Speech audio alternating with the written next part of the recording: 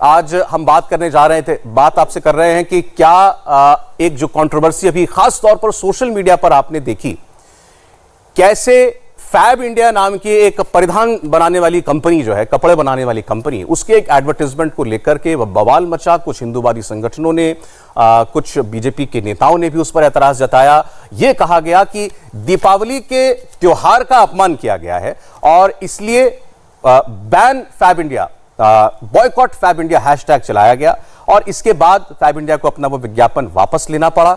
और अब सवाल ये उठाया जा रहा है कि आउटरीच जो था, क्या ये तथ्यों पर आधारित था? क्या वाकई इस एडवर्टाइजमेंट में, विज्ञापन में कुछ ऐसा था जिससे किसी की धार्मिक मान्यताएं आहत होती हों?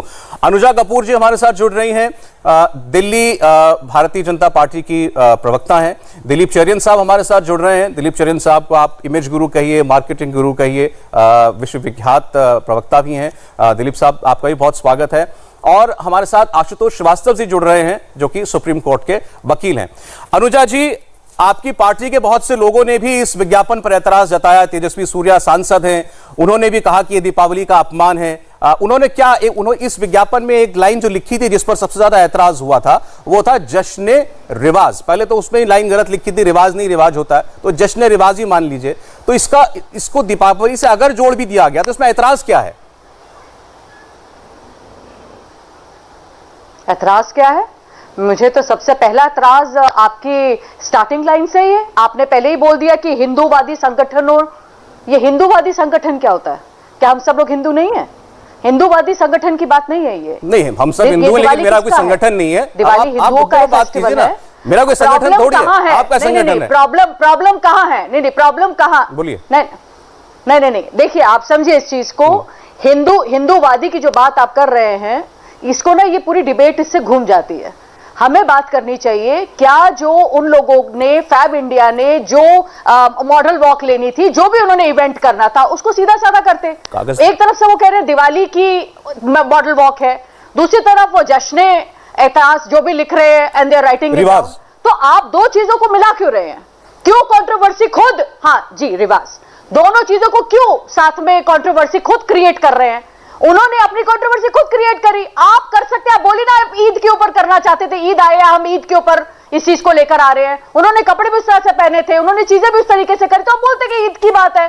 जब उसमें लिखा है कि दिवाली के ऊपर हम इसका कर रहे हैं, the festival of love and light, तो फिर आप इसके साथ में अगर आप मुसलमानी कोर्ट को आप कर देंगे साथ में, तो देखिए, दो क्या मुसलमानी कोर्ट क्या है?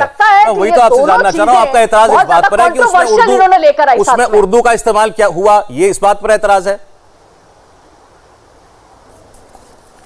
नहीं, इससे कोई मतलब नहीं है। मैं आपको एक बात ये भी बता दूं, भाजपा मुसलमानों की उतनी ही इज्जत करता है।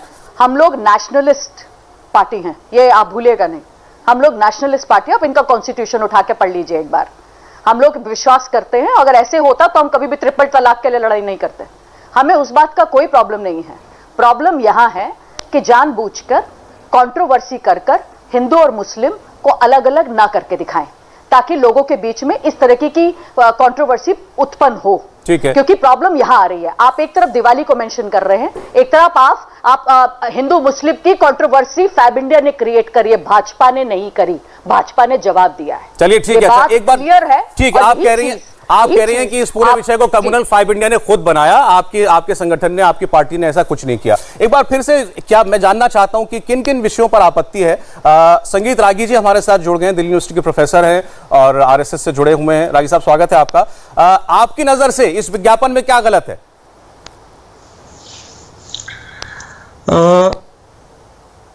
देखिए, विज्ञापन तो एक शुरुआत है। हिंदू पर्वों को लेकर के, हिंदू मान्यताओं को लेकर के, हिंदू प्रतीकों को लेकर के जिस प्रकार से कॉरपोरेट्स उनका उपयोग करती हैं, उसको कह सकते हैं कि ऐसे चीज़ों से बहुत सारी धार्मिक मान्यताओं को, और बहुत सारे ऐसे लोग हैं जिनकी धार्मिक आस्थाओं को एक प्रकार से उनका लगता है माखौल उड़ा रहे हैं। और वो एक काउंटर सवाल करते हैं कि क्या यही इस्लाम के प्रतीकों को लेकर के वो ऐसा कर सकते हैं? क्या यही वो किसी अन्य धर्म के अन्य मतावलंबियों के प्रतीकों को लेकर के ऐसा प्रयोग कर सकते हैं। आपको ध्यान में होगा कि गणेश छाप बीड़ी भी इस देश में बिकते हैं। श्री राम के नाम पर भी कई ऐसी चीजें बिक जाती हैं। तो ये तो एक शुरुआत भर है। फैब इंडिया हिंदुओं के दिवाली सिर्फ एक दीप जलाने का ही त्योहार नहीं है। वह वो दिन होता है जब हम श्री गणेश जो विद्या के अधिष्ठाता हैं और माँ लक्ष्मी, हम उनकी भी पूजा करते हैं। वो महत्वपूर्ण हमारे लिए है जी। और दीपावली तो दीप जो जलाना जो होता है वह तो एक प्रतीकात्मक चीजें हैं।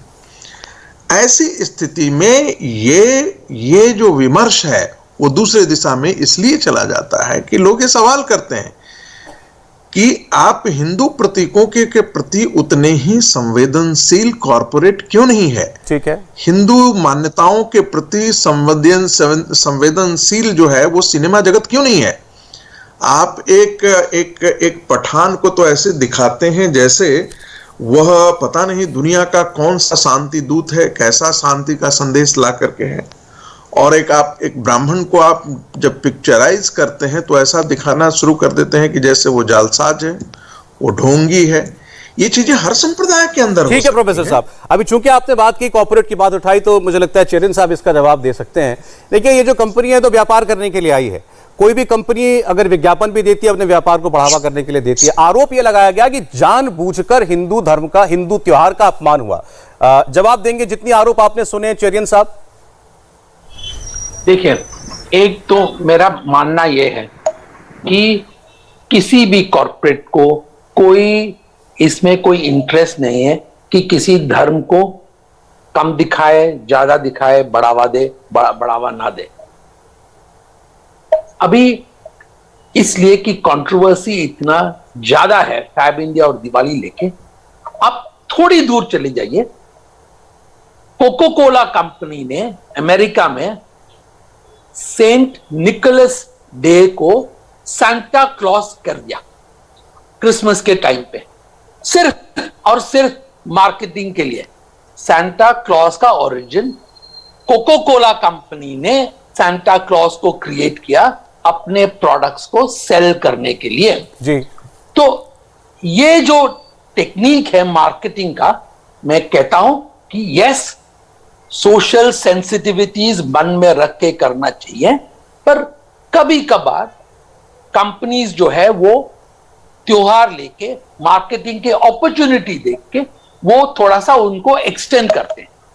जो फैब इंडिया का इस वक्त एफर्ट था कि 4-5 फेस्टिवल्स को इकट्ठा करके एक कलेक्शन को सेल करने का उनका प्रयास था, और इस पे आपत्ति जिन ग्रुप्स ने किया है, उन ग्रुप्स को मेरे ख्याल में एफर्ट ये था कि इस त्योहार को लेके एक विवाद करके कॉर्पोरेट्स को टारगेट करना। अच्छा, मेरे ख्याल में कॉर्पोरेट सबसे सॉफ्ट टारगेट होता है। जैसे इन्होंने कहा बॉलीवुड और क्रिकेटर्स, ये 3 कैटेगरी होते हैं जो सबसे वल्नरेबल होते हैं। ठीक है। आप जब तो आपकी, अच्छा चरण साहब, क्योंकि बाकी मेहमान भी है, आपकी नजर में इसमें फैब इंडिया की कोई गलती नहीं है, बल्कि टारगेट फैब इंडिया को किया गया। एक रिएक्शन अरुजा जी आपसे, फिर बाकी मेहमानों के पास जाता हूं। बताइए, उल्टा आरोप है ये। पता नहीं ये किस तरीके से इतने इनटॉलरेंट होके ये बात को कर रहे हैं। सर, दिवाली के ऊपर इस तरीके से आरोप तरोप बात चल रही है। आप देखिए कि वो चाहते, it is not about corporate thing और नॉट। आप जानबूझकर जो कॉर्पोरेट वर्ल्ड है अपने मुनाफे के लिए किसी के दिल के साथ, उनके इमोशंस के साथ खेल जाते हैं और फिर बाद में सॉरी करते हैं। ये सही नहीं है। अगर आपने अगर एक बल्क में कोई चीज बनाई थी तो आप उसके लिए पहले तरीके से आप उसके बारे में एक ऐड निकालते, बताते, चीजें करते। आपको मालूम है कि India is a diversified country और यहाँ पे रिलीजन्स हैं डाइवर्सिफाइड। किसी को भी बुरा लग सकता है, क्यों नहीं लग सकता? इमोशनल राइट है और हमें बुरा लगा है। और अगर इसमें नॉट अबाउट हिंदू मुस्लिम, अगर इसी तरीके से आप मुसलमानों के अंदर कोई बात इस तरह से बात करते तो उनको भी लगता। देखिए, जानबूझ के ये कह देना कि फैब इंडिया का इसमें कोई गलती नहीं है, शुरुआत तो फैब इंडिया ने करी है। भाजपा तो जाके कोई न कोई कहीं जाके किसी ने बात करी कहीं पर, तो हर समय भाजपा पार्टी को बीच में लाकर खड़ा कर देना ये गलत है। मौलाना देहलवी साहब भी हमारे साथ जुड़े हुए हैं, जफर सरेशवाला जी भी हमारे साथ जुड़े हुए हैं। मैं एक बार रिएक्शन लेना चाहता हूं, क्योंकि बार बार अभी यहां कहा गया कि क्या ऐसा इस्लामी त्योहारों या इस्लामी धार्मिक प्रतीकों के साथ कोई ऐसा कर सकता है? जवाब देंगे मौलाना देहलवी साहब। देखिए, पहली चीज तो ये है कि जो अनुजा कपूर ने कहा, मैं मानता हूं कि जो धार्मिक चिन्ह है या धार्मिक पर्व हैं या धर्मावलंबी हैं या धार्मिक हमारे व्यक्तित्व, ये शख्सियात हैं, उनका हमको समानते रूप से आदर और सम्मान करना चाहिए। मैं हमेशा कहता हूं कि क्या अनादर श्री राम का हो या पैगंबर मोहम्मद का हो, मेरी भावना यह है कि मैं उन दोनों के साथ एक साथ खड़ा होकर कहूंगा कि करने वाला गलती कर रहा है, पहली चीज। दूसरी चीज यह है कि मैं इसमें आगे की बात कहता हूं कि भाई मार्केटिंग तो आप सब जानते हैं, मार्केटिंग का तो एक जमाना है और सब अपनी मार्केटिंग करते हैं और उसमें हमारे राजनेता भी उसके अनुसार चलते हैं। अब तो चुनाव भी जो इवेंट्स के तौर पे जो मैनेजमेंट चलाने वाले होते हैं, मैं आपको छोटी सी एक बात याद दिलाता हूं और मुझको उम्मीद है कि मेरी बहन अनुजा जी या संगीत रागी जी बताएंगे। मैं जिस मोहल्ले में दिल्ली में रहता था वो साक्षात ब्राह्मणों और सैयदों का मोहल्ला था, जिसको बाजार सीताराम और सैयदान कहते हैं। बचपन से मैं एक भजन सुनता था जो होली के वक्त गाया जाता था, हमारे पड़ोसी मिश्रा जी थे, आज तक मुझको याद है। होली खेले नंदलाला ब्रज में। अगर मैं सही कह रहा हूं तो आप लोगों ने भी इसको सुना होगा, क्योंकि ब्रज की होली नंदलाल के साथ मशहूर तर थी। क्या वजह थी कि फिल्म बागबान आते आते अमिताभ बच्चन के मुखारबंद से निकली हुई बात नंदलाल से रघुवीर पहुंच गई और रघुवीर से अवध पहुंच गई। किसी ने कोई एतराज नहीं करा, चूंकि हम अपनी सहूलतें ढूंढते हैं। फैब इंडिया ने यकीनी तौर से उनको पहले बताना चाहिए था, पहले तो स्पेलिंग की गलती थी। दूसरा, दीपावली अपने आप में खाली जो है वो एक कोई रिवाज नहीं है, यकीनी तौर से श्री राम की आमद के बाद अयोध्या वासियों ने करा। लेकिन मैं एक बात और कहना चाहता हूं, क्या शब्दों के बदलने से, भाई जितने भी जफर सरेशवाला यहाँ बैठे हुए चांसलर रहे हैं, इनके वो आर्काइव्स मौजूद है, मैं कल से इसको पढ़ रहा हूं, जितने भी आर्काइव्स हैं यानी खिलजी से लेकर बहादुर शाह तक, उसमें दीपावली की जो छुट्टी है वो उसमें लिखा है दीपावली जश्न चरागां, यानी फेस्टिवल ऑफ लाइट्स, जो श्री राम की आमद पे मनाया जाता है। दूसरी चीज ये अच्छी बात है कि अनुजा ने इस बात को क्लियर कर दिया कि ये उर्दू मुसलमानों का मुद्दा नहीं है, लेकिन आज भी हमारे देश में खाली हम कॉर्पोरेट जगत को नहीं कह सकते हैं जी। हम छोटी छोटी चीजों के लिए क्या कर रहे हैं, इस पे सारी पॉलिटिकल पार्टी और आपको भी सोचना चाहिए। आखिरी चीज, तेजस्वी सूर्या को इस पे ट्वीट करने से पहले से आपके ना फैब इंडिया को पूछ लेना चाहिए था, तेजस्वी को भी पूछ लेना चाहिए था क्या जश्न और रिवाज ये हमारे अपने शब्द नहीं है। इसके बारे में स्मृति ईरानी, उनके पति जो एक पारसी है, वो बता सकते हैं कि जश्न और रिवाज के लिए पारसियों में क्या वो है। अच्छा, ठीक है मौलाना साहब, ठीक है, जरूरत नहीं है। ठीक है। अब मैं जफर सरेशवाला साहब, देखिए मैं सोशल मीडिया पर जो इस पर टिप्पणियां हुई हैं वो मैं 2-4 पढ़ रहा हूं ताकि हमको कॉन्टेक्स्ट भी क्लियर रहे। एक ने कहा कि सीधे सीधे दिवाली या दीपावली क्यों नहीं कह दिया, ये festival of love and light क्या होता है, आप सीधे सीधे कहिए, ये सब ये दिवाली के मौके पर हम लेकर के आ रहे हैं। किसी ने कहा कि जो उसमें मॉडल्स थी उन्होंने हिंदू ट्रेडिशनल कपड़े नहीं पहने हुए थे। किसी ने यह कहा कि मॉडल्स ने बिंदी क्यों नहीं लगा रखी है, और किसी ने तो यह कह दिया कि ये दीपावली के लिए तो ऐसा कह रहे हैं, क्या ईद को चंद्रदेव दर्शन कहेंगे?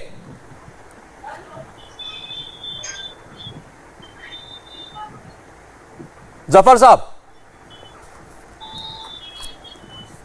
जी, देखिए यहां पर एक तो जो फैब इंडिया जो है उनको सेंसिटिविटी होनी चाहिए। बिल्कुल, अगर आप कॉरपोरेट हैं, एडवर्टाइजमेंट करते हैं, तो जो लोग हैं मुल्क में उनकी सेंसिटिविटी का ख्याल करना बहुत ज़रूरी है। मेरा जो प्रॉब्लम है सौरभ, वो सिर्फ इस बात से है कि इसको जो एक मजहबी स्लांट दिया गया है, और वो है जैसे जश्न, भाई जश्न लफ्ज जो है वो उर्दू का नहीं है, हिंदी का है। दूसरा, रिवाज तो कोई लफ्ज ही नहीं है, रिवाज है, और वो भी हिंदी लफ्ज है। और इसको जो स्लांट दिया गया है, जैसे इसको बहुत सारे लोगों ने किया है और वो मानना पड़ेगा कि उसको जैसे मुसलमानों के साथ जोड़ा जाता है।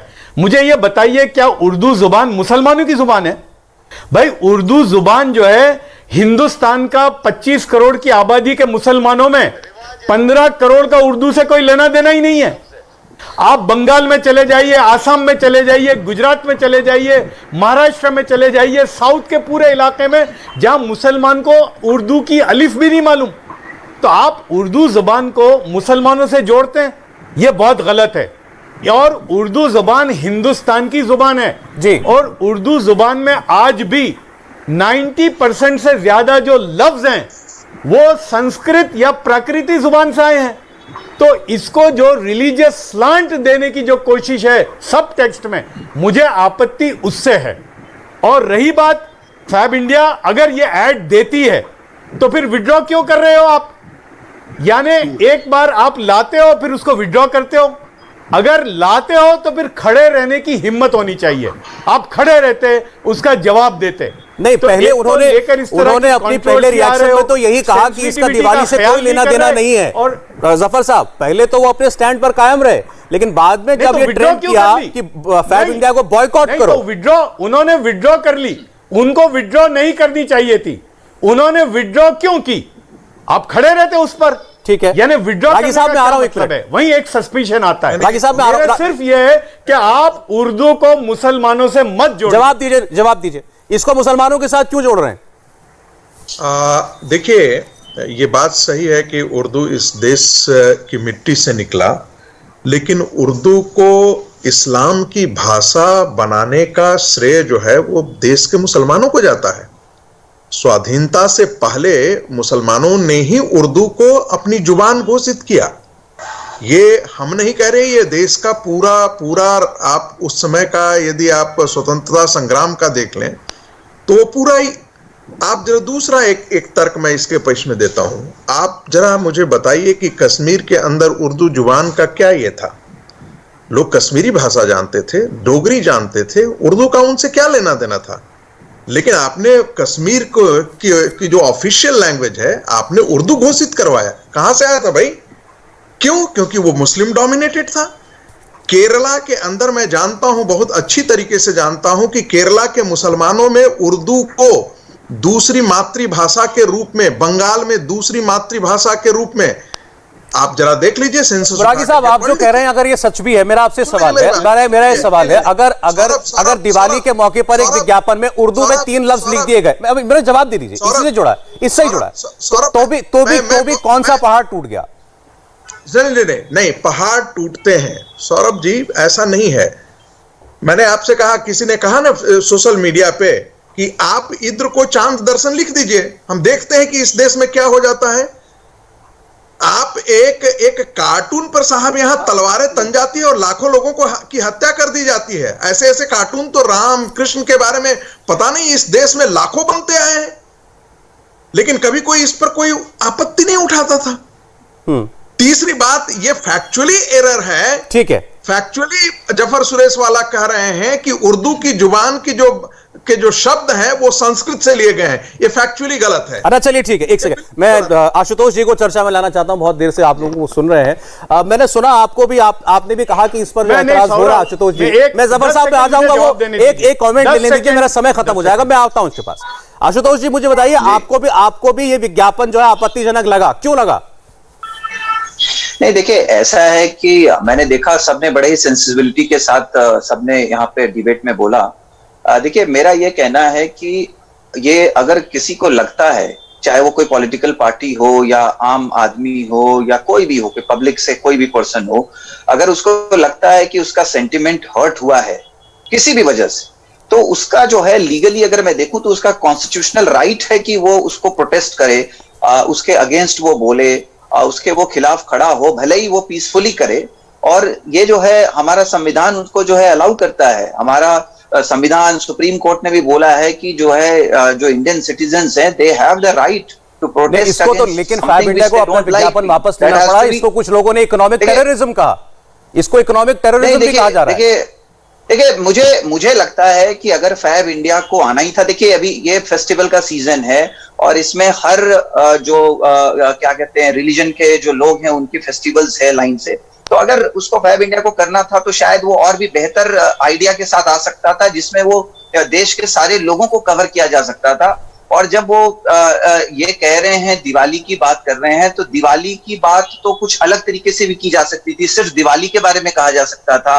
या अगर उनको लगता है कि बाकी रिलीजन्स को लेके चलना था, यहाँ पे तो कोई दूसरे रिलीजन के खिलाफ कोई नहीं बोल रहा है, सारे रिलीजन को इक्वली रिस्पेक्ट दिया जाता है इस देश में। ठीक तो है। अगर उनको लग रहा था कि हम सारे रिलीजन को लेके चलें तो उसके लिए कुछ चलिए, जो ये है एक पहलू देश हो को गया, लेकर के, जिनको ये इंडिया विज्ञापन को बुरा लेकर लगा, के, किन ऐसा वजहों कुछ से लगा, किया जा आपने उस पर सकता बात की। अब दूसरा सवाल आ रहा है रिस्पॉन्स का, कि जो रिस्पॉन्स था जिसको इकोनॉमिक टेररिज्म कहा गया कि ऐसे आप कितने ब्रांड्स को मजबूर करेंगे। दिलीप चेरियन साहब, आप इस इकोनॉमिक टेररिज्म फ्रेज से सहमत हैं?